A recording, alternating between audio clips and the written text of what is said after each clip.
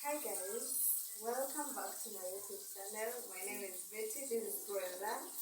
And so today let's make a recipe of Githeri. Maybe you are out of a cup idea, so let me give you some ideas. Let's get into it.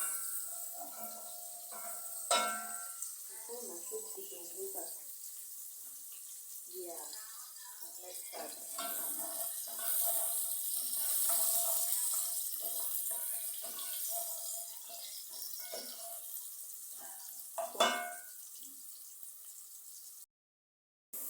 Hi guys, welcome back to my YouTube channel. My name is Betty, this is Cruella, and today we have an episode of cooking.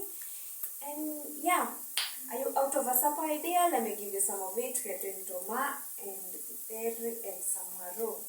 Join me.